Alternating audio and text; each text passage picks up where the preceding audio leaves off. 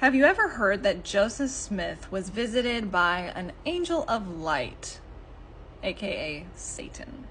That the moment he decided to kneel in prayer in the sacred grove was the moment that he locked arms with Satan. You probably have, because that's the story that gets recycled over and over again by Protestants, Catholics, evangelicals. For them, there's nothing more to it. He met Satan and that's the end of the story. But that's not the whole truth. You see, Joseph Smith did encounter Satan in the grove. And he records his experience, and I think that it's instructive that we look at that experience.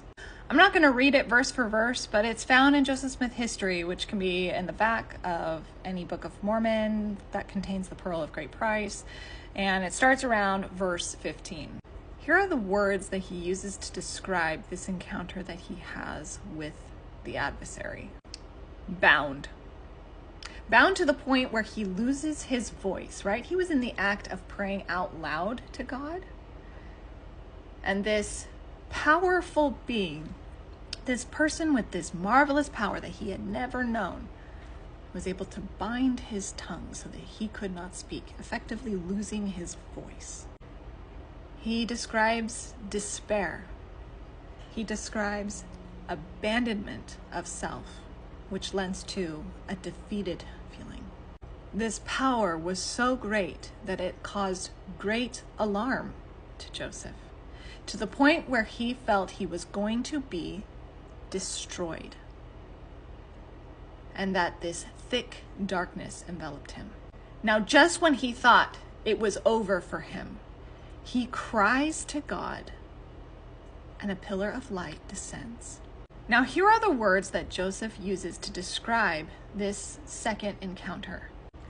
Brightness, glory, probably the more important of these words, delivered, light, and not just light that we see from far away, but light that's resting upon him.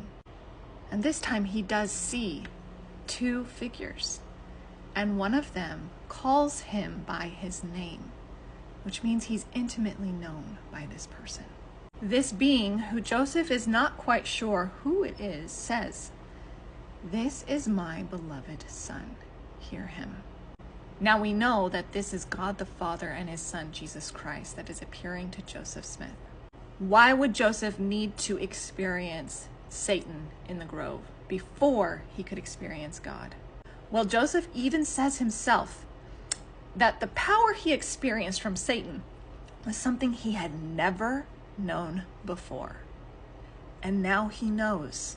Having this knowledge is important just for anyone to recognize that that power is real, that that kind of spiritual warfare on the soul is real, that we're all going to have some sort of experience where we're wrestling with the adversary, an adversary who is after your soul, who wants to bind you, to destroy you.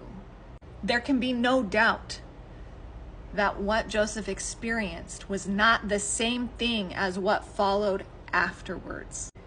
That he knew what it was like to be bound by Satan and what it was like to be delivered by God.